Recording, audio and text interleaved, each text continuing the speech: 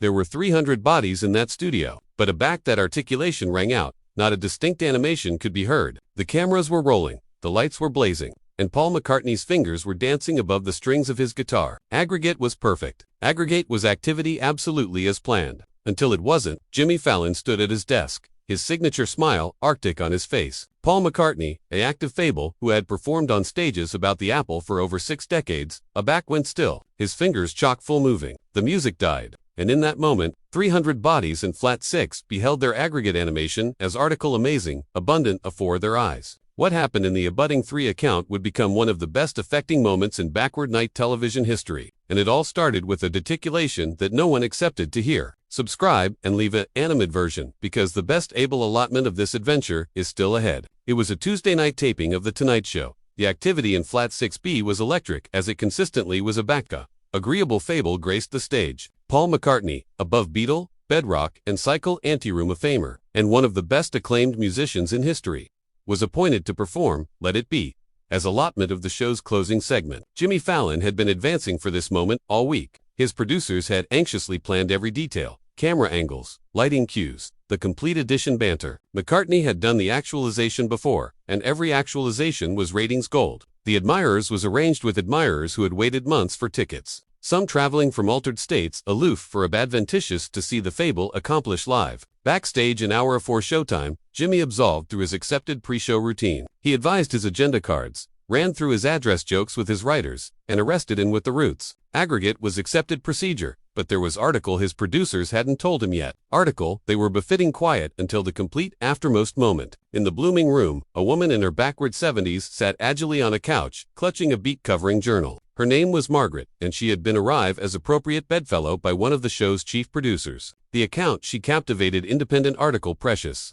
Handwritten lyrics to Let It Be bound in 1970 accustomed to her by her backward bedmate who had already formed as a complete architect at Abbey Road Studios. Margaret's bedmate Thomas had anesthetized abroad 6 months beforehand, afterwards a connected action with cancer. Afore he died, he fabricated her affiance one thing. Aback you apprehend, let it be again. Bethink that I'm still here. In every note, in every word, I'll be there. Tonight, Margaret was in the admirers to account that promise. But what she didn't know, and what no one in the flat could accept predicted, was that her attendance would actualize a moment that would change everything. The actualization began like any added Tuesday night. Jimmy delivered his address with his brand energy, the admirers roaring with laughter. Celebrity guests came and went. The Roots performed. Aggregate confused, like a well-oiled machine. Afresh came the moment anybody had been cat and mouse for. Ladies and gentlemen, Jimmy appear with 18 care of excitement.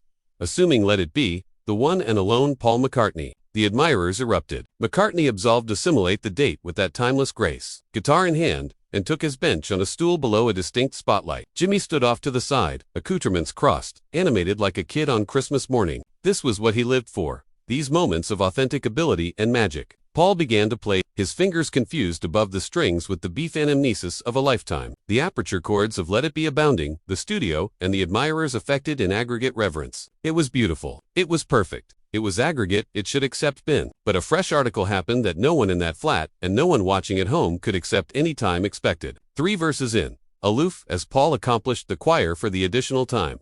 A articulation from the admirers began to sing along. Not loudly, not performatively, but with a trembling, affecting artlessness that cut through the air like a blade. It was Margaret. She hadn't planned to sing. She had promised herself she would aloof, listen, aloof, be present, aloof account Thomas in silence. But aback that choir began. Aback those words, Let It Be, echoed through the studio. Article, central her bankrupt open. The affliction she had been captivation in for 6 months, caked out in the anatomy of song. Her articulation was fragile, wavering, but it agitated a weight that no able achievement anytime could. It was the complete of a woman canonizing her husband. The complete of adulation, actual loss. Paul McCartney heard it. His fingers hesitated on the guitar. He looked up from his instrument, scanning the audience, aggravating to locate the antecedent of that voice. And a Baki beginner sitting in the 3rd row, tears alive bottomward her face, singing with her eyes closed. He did article he had never done in 60 years of performing. He chock-full playing. The guitar went silent. The flat fell into a hush, so abstruse that the hum of the datelights seemed deafening.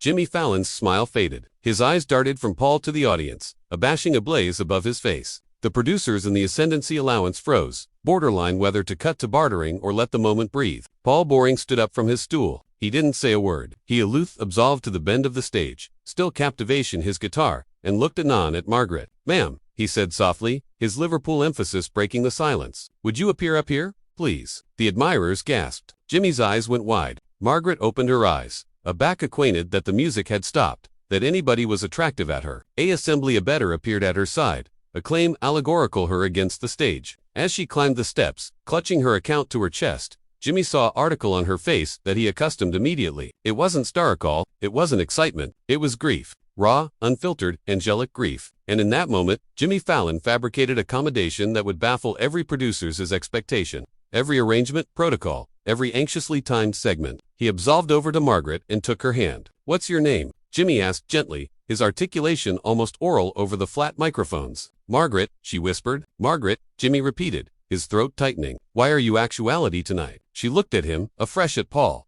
afresh at the hundreds of faces staring at her from the black above the lights. Her easily trembled as she opened the covering journal. "My husband," she began, her articulation shaking. "Thomas. He formed at Abbey Road in 1970. He was there aback. Paul recorded this song. He brought me home these lyrics handwritten as a gift. He said it was the best admirable affair he'd any time heard." Paul McCartney's announcement softened. He stepped closer. "Thomas anesthetized abroad 6 months ago." Margaret continued, tears spilling advisedly now. "Afore he died, he fabricated me affiance that aback I heard this song again, I would bethink that he's still here. That adulation doesn't end, that it aloof lets it be." The flat was silent, not the awkward blackout of a aberration or a abstruse difficulty. This was the blackout of 300 Bodhi's captivation amplitude for articles sacred. Jimmy accomplished up and alone, his tie affairs it off completely. It was in benumbed gesture. Article he did aback, the achievement was over. Aback, the affectation could appear down. But in this moment, it meant article more. It meant he was no best the host. He was aloof, a animal actuality, witnessing article profound. Paul said his guitar bottom were to claim, and took Margaret's easily in his. Thomas had acceptable taste, he said with a balmy smile. And he was right. Adulation doesn't end. It transforms. It becomes memory. It becomes song. He angry to Jimmy.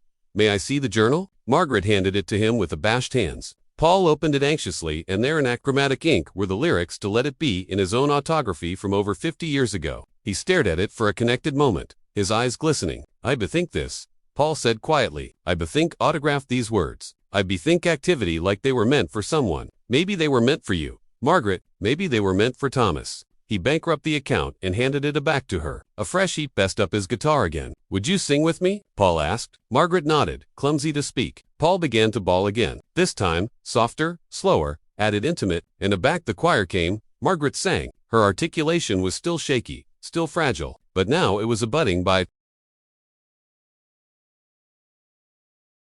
Paul McCartney's An A Fresh by Jimmy Fallon, An A Fresh by the absolute admirers ascent to their feet. The roots abutting in from the ancillary stage. The cameras captured every tear, every abashed lip, every duke apprenticed to a heart. It was no best a performance. It was a aggregate act of remembering, of honoring, of absolution. Go. Aback the song ended. There was no applause, aloof silence. And afresh boring the admirers began to clap. Not the wild raucous acclaim of abundant performance, but the gentle, Abbey acclaim of assemblage to article holy. Jimmy absolved over to Margaret and accepted her. He didn't affliction that the cameras were rolling. He didn't affliction that they were way over their allotted time. He didn't affliction about annihilation except this woman and her affliction and the adorableness of what had aloof happened. Paul handed Margaret his guitar aces for Thomas. He said. She took it, clutching it like a treasure, and whispered, "Thank you. Share and subscribe. Make abiding this adventure is never forgotten." Afterwards the admirers had filed out and the lights had dimmed. Jimmy sat in his bathrobe room, still cutting his clothing jacket, but no tie. His abettor agape on the door. "You okay, boss?" Jimmy nodded slowly. "Yeah, I'm okay. I aloof, I bear a minute." He anticipation about Margaret, about Thomas, about the ability of a song to backpack adulation above the abuttals, amid activity and death. He anticipation about all the nights he'd hosted, all the celebrities he'd interviewed, all the viral moments and trending and he accomplished that none of it mattered as abundant as what had happened tonight. The abutting morning, clips of the moment abounding amusing media. Bodhi's aggregated with captions like, "I can't stop errant, and this is why music matters." And Jimmy Fallon is a chic act. But for Jimmy, it wasn't about the angle or the praise. It was about Margaret and Thomas, and the admonition that below all the lights and cameras and scripted banter, there was article real, article human, article account, endlessly aggregate.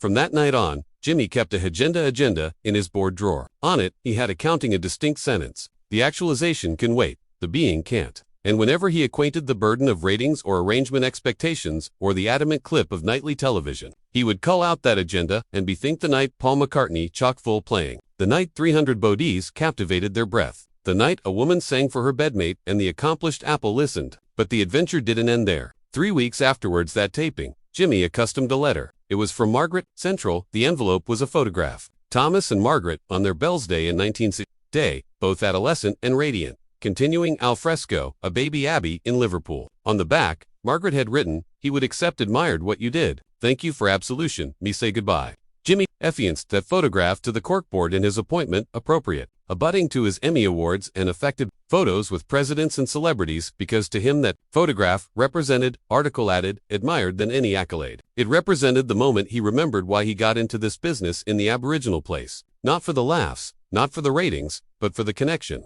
The animal affiliation that transcends screens and cameras and scripted jokes. Paul McCartney never forgot that night either. In interviews afterwards, Aback asked about his best memorable performances. He would consistently acknowledge the night in Flat 6B Aback a woman sang for her husband. Heat would allocution about how in all his years of performing, he had never acquainted the ability of music absolutely like he did in that moment. How it reminded him that songs aren't aloof entertainment. They're argosy, for memory, for love, for the things we can't say out loud. The guitar aces he gave Margaret became an ancestor's heirloom. Aback, Margaret anesthetized abroad 2 years later, affably in her sleep. Her babe begin it tucked Central, that covering account abutting to the handwritten lyrics. At Margaret's funeral, they played, Let It Be. And as the song abounding the baby chapel, her babe swore she could apprehend a choir singing in harmony. Her mother's and her father's, assuredly reunited. The Tonight actualization never aired that articulation in its Aboriginal form. The arrangement accounted it too affecting for backward night television, afraid it would agitate the pacing, the comedy, the blueprint that had formed for decades. But Jimmy fought them. He fought adamantine, and eventually they compromised. They aired a below adaptation with abnegation at the alpha answer the context. That below adaptation garnered over 50 actor angle online oral the Aboriginal week. Bodies from every bend of the apple watched it, aggregate it, cried over it. Comments caked in by the thousands. Stories of loss, of love, of moments aback. A song had adored someone's activity or helped them say goodbye. The video became agenda memorial. A abode area strangers aggregate to account their own grief, their own memories, their own versions of Thomas and Margaret. Because sometimes the best able moments aren't planned. They're surrendered to. They're honored. They're let be, and aback they are. They ripple apparent in means we can never predict. Touching lives we'll never meet. Healing wounds we'll never see. That's the bequest of that Tuesday night. That's the bequest of a totriculation in the darkness. A guitar that chock full playing, and a host who remembered that below all the allure and spectacle, we're all aloof, animal beings, aggravating to authority onto the bodies we love. Alike, afterwards, they're gone.